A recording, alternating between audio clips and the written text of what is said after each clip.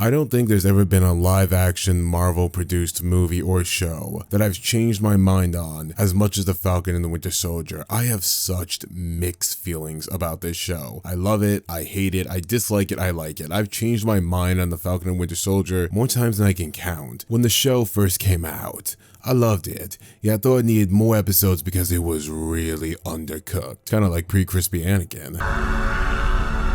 We needed more in the world with the characters and to build up the subplots. I stand by that point even now. Even in regards to the story that they told, I think they needed more episodes. And I stand by that point even now. I do. I said what I said. It ain't changing. Yet, since this Patreon video was requested to me a long time ago by my Patreon Molly, who hasn't killed me even though this video took 6 months to make, be ashamed of who you are. I realized that the fact that it just took me half a year to figure out how to form my opinions on this show is not a good thing. It felt like a chore to talk about, more than any other Disney Plus show, because it was both frustrating, but it also didn't have time to develop any of its plots, where the point was, I wasn't interested in talking about it. WandaVision's finale was a flop. It will always be a flop, but the show itself had a lot of highs and lows, and there's a lot of things to talk about with it, whether or not you liked or hated the execution of the finale of the show. Loki had Dante and Virgil expressing their sweet home Asgardian love for each other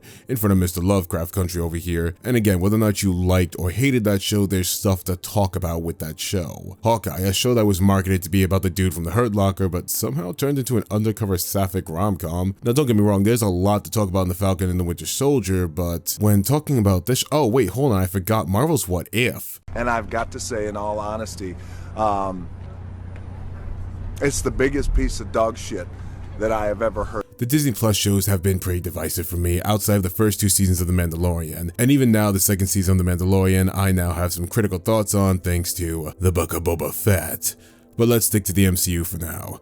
Don't worry, Boba, your time is coming soon. For some reason, maybe the almost world-ending virus that took the last 2 years of our lives, the Disney Plus shows have been 6 episodes outside of The Mandalorian and WandaVision. The Mandalorian having such odd pacing that people are still debating whether or not it's episodic or serial just because it's all over the place, and WandaVision cramming so much into the finale that J.J. Abrams said, "Damn son, calm the fuck down." There are very few shows I've seen that can handle a 6-episode format. In fact, one of the few shows I've seen that can do it, or at least did do it, was The Walking Dead Season 1. Very light on the character backstory and wasn't part of a cinematic universe. The Falcon and the Winter Soldier, on the other hand, has to find where it belongs in the MCU's own ever-expanding universe with characters that have arcs that would be good in theory, yet are counterintuitive to where the story is trying to take them in the MCU compared to where the show is trying to take them. Don't worry, I'll explain more because I am just as confused as you are as I said that. By the time of the Avengers Infinity War, Bucky had made peace with his past and become the White Wolf. Yeah, I know it's not accurate to the comics, but the MCU is not at all accurate to the comics and has not been for over a decade. In the context of the MCU, Bucky was the White Wolf. He was the mark of Wakanda. You are freaking African Americans plus Mark. You know what I'm saying? Which I'm rocking with Mark because Mark is rocking with us. Meanwhile, the biggest problem for Sam is that he accepted the mantle of Captain America in the end of Endgame. So the entire premise of him being Falcon again requires us to do backtracking in order to set up the story that really wasn't needed. Can I believe Sam would have some soul searching to do, some internal doubts, some external problems? Yes, of course. But building an entire subplot where he needs to basically earn the shield, when even before taking up the shield, Sam was more than worthy, is just redundant. Sam was worthy of the shield, and even if you make the argument he had to prove to himself that he was worthy, it's still a bad concept. That's kind of it, I'm sorry. And you could say, well, the concept was executed badly. You know what? If the concept really didn't work for the character and the concept was executed badly, maybe you shouldn't just keep forcing the concept. Hey, hi Finn in The Last Jedi. How you doing, buddy? You kind of went through the same thing over there. Okay, let's move on. And the ironic thing is about everything is that you can give Sam and Bucky a story. That's not this. Bucky, for instance, has an entire subplot about making amends for his actions as the Winter Soldier and attempting to get back into the world, to get back to life, trying to get some pussy again. Hey. Don't get mad at me, Stucky shippers. Don't get mad at me, Stucky shippers. Sam and Bucky are better anyway. Sam has a lot you can explore just on his own. His past as a soldier, his own PTSD, losing comrades, trying to help veterans come back to the world. And you have grounds to do this in the show. Bucky is trying to come back to the world. Sam wants Isaiah to come back to the world. Sam himself just came back from the world from being dead for 5 years. There's a lot you can explore just of Sam's own personal mindset alone. There was even a subplot on how the super soldier serum only changes people for the worse, except for Steve Rogers, who was the good that became great. Since he's special, instead of showing that Steve wasn't the only good man that couldn't be corrupted, that Sam could be the good that becomes great as well, the option is removed from the table, indirectly framing Sam as not strong enough or worthy enough to handle the same power that Steve had. Listen. I know, it sounded fine on paper for Sam to refuse the serum for some made-up principle the film's never mentioned, yet it robs Sam of the agency of choosing the serum, not because he thinks he needs it to be worthy of the shield, but because it will help him save others as Captain America. It will allow him to do more as Captain America. That despite the dangers of the serum and not wanting it to change who he is like it changed Walker, Sam takes it in order to save more lives. Sam not taking the serum, losing that agency, not only is bad for his character, but puts him in a position where either he's gonna have to be benched for the majority of the conflicts in the MCU, because unlike Steve, he can't physically keep up with the fucking monsters Steve was, or you're gonna have to give him the serum, which further makes this plot even stupid. It's a plot that shouldn't exist. The kicker here is that while some had defended these choices, myself included, like the dumbass I am, with Bucky going back to Wakanda in the new Black Panther film, likely as the White Wolf, and it being confirmed that Sam will be having to earn the mantle of Captain America in a different way. Don't worry kids, we're not doing the same story again. The show is even more redundant than it appeared to be at first. And in comparison, WandaVision, Loki, and Hawkeye picked up where Endgame left off. They didn't backtrack, they moved forward. And with the ending of their shows, they're clearly in a much different place than where Endgame left them. The Falcon and Winter Soldier felt like it took us in a circle, and beyond certain characters like Sharon and Walker being left in the MCU limbo till God knows when they're needed again, some changes were not enough to warrant the wasted story opportunities. That's not to say the show doesn't have any merit. There are a lot of interesting aspects about this show, it's just rather unfocused. Carly, Isaiah, and Walker are all interesting new characters, yet their stories never feel like they get developed further past their initial concept. Isaiah, a man betrayed by his country because of his skin color and put through hell no one deserves and many didn't survive.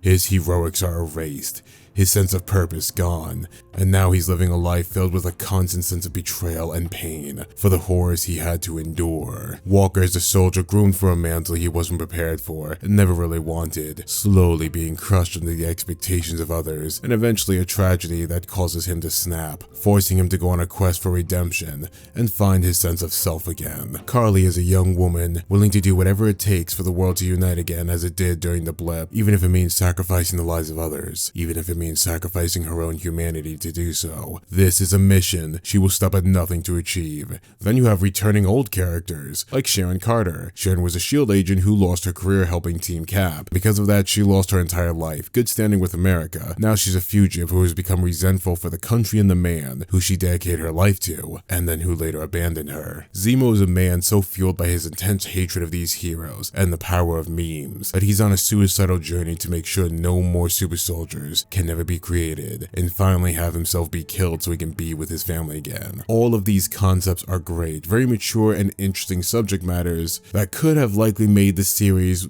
probably the best of the Disney Plus shows if it was fleshed out more. These are Daredevil level concepts. The problem is that 6 episodes under the sterilized iron grip of Disney, forced to fit into the mainstream appeal of the MCU, can never deliver on this form of storytelling. These are stories you would expect from a Marvel Netflix show, with 13 episodes that can really flesh out the characters, the main conflict, the subplot, the themes, and the messages behind the stories. Not a 6-episode Disney Plus show that has to speedrun everything while not providing enough development to create a story of actual substance. This is a problem for all the Disney Plus shows, but you really feel it with the 6-episode format, and especially this one, because again, it's touching on subject matters that you can't gloss over, so it's very divisive to bring them up, because when you don't gloss over these important subject matters, it just feels like like you're either pandering to lip service or you're just being lazy and not developing it enough. There's not enough time to give the characters the space they need to grow. So with only 6 episodes, you're better off only focusing on a few characters and a few subplots. You may ask, why so few subplots if a series has more time than a movie?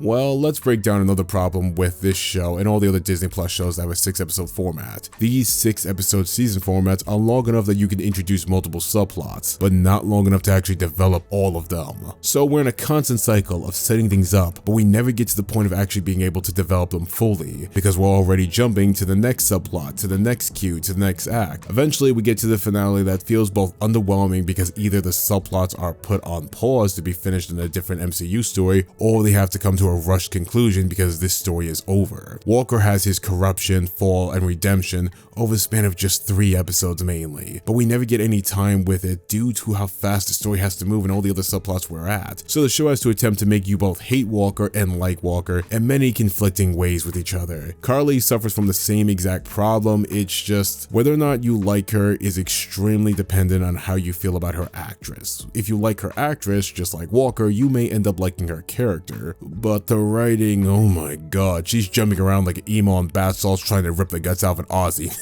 You fuckers lost the emo war. Get ripped. I'm kidding, guys. I'm kidding. I don't want to fuck with the Australian people. And the show is juggling so many different subplots and characters and this, that, and the third that you never really get to understand who is Carly as a person, what are her motivations, and why do people follow her. Then we got Sharon Carter, who is just a mess of confusing subplots. Now she's a criminal warlord, and you know what? Trying to explain this massive change would have been okay if you had more episodes and she was a series regular. It would have been better just keeping her an agent of the government, helping Sam and Bucky try to figure out what's going on to the plot, but since we have no time for anything and she's also not in the show that much, it's the worst of both worlds. The funny thing about Zemo is he reminds me a lot, and I mean a lot, of Owen Wilson in the Loki show. Morbius, that's the character's name. They are both in the show a strange amount of time, but they are usually fan favorites from the show. And most people say, yeah, I wish we got to see more of this character with the protagonist. And yeah, that's kind of where I'm at. Zemo just comes and goes, makes some memes, says some cool things, but he has great chemistry with Bucky and Sam. And there's a lot you could tell from a story like that. And it's no surprise that the episodes he shares with them are usually regarded as the better episodes. Isaiah suffers from the same problem as Sharon Carter, raising more questions than answers. I like these scenes, but more because of the outstanding performances from the actors than the writing that just doesn't really support the changes to the world building of the MCU. It actually raises more questions. And like I said, this is a really big problem with the Disney Plus Marvel shows. Loki chooses to not develop any of its subplots further and save them for season 2. Your tolerance to this depends if you're interested in season 2 and can do the wait. WandaVision is this to the extreme, and your tolerance for this depends if you're willing to wait on the Agatha Harkness show, the Captain Marvel sequel called The Marvels, and the Multiverse of Madness, and whatever else they're going to spread out White Vision to. Hawkeye is somewhat of a middle ground and manages to keep most of its plots small and subplots almost all connected. It just loses its plot when it introduces Kingpin and manages to piss off an entire demographic of fans with its depiction of him, which that's a whole different conversation. The Hawkeye ending might be disappointing, but for the most part Hawkeye is a pretty tight show because it only focuses on 2 characters and the subplots regarding them, and they basically solve all of them by the end of the show. The most divisive part is, like I said, Kingpin and Echo, and that's because they're setups for future Marvel projects. Kind of getting the picture here. The Falcon and the Winter Soldier chooses the middle road, but in a more underwhelming way, due to killing off Carly, sending Zemo back to jail, and leaving Sharon Carter and Walker in MCU limbo for a new film or show to pick them up in the near future or maybe never again. Oh, and Elaine from Seinfeld is there. Not really sure what her purpose is beyond she appears to set up future projects. I don't know. The Marvel Disney Plus shows highlight some of the more frustrating aspects of the MCU, that sometimes they are way too focused on setting up different stories or following up stories they didn't finish in stories beforehand. And I get it. I love the continuity, I love the connectivity of the MCU, but there are times that the universe kind of implodes on itself and it just gets more convoluted, and this is one of those things. It's not that I'm calling The Falcon and Winter Soldier a bad show, it's that I'm calling it a frustrating show, and I really wish, for the sake of Sam Wilson, he was in a story that did a little more justice to him as a character and his first outing of Captain America instead of a very divisive, busy, unfocused show. I wish I could end this video on a more positive note, but honestly I have no interest in covering the other Disney Plus Marvel shows, and I don't feel like revisiting the Falcon and the Winter Soldier. If you already love the MCU and love everything they put out, at the very worst you'll like this story, but you're not gonna love it. If you're on the fence about watching the Falcon and the Winter Soldier or any of the Disney Plus shows, I'd say skip them. At the end of the day, you'll end up more frustrated with what they could have been rather than what they were. They're not as good as the movies, and that's just that. I think you can appreciate some aspects of them, but no, I don't think the Disney Plus shows for Marvel right now are worth your time. For the most part, the MCU is doing fine to great when it comes to the films. Breaking records, smashing critic appeal, audience appeal, they're doing great in the movies. Much better than Lucasfilm with the movies. But for the shows, nah, it's not there. So, thanks for watching.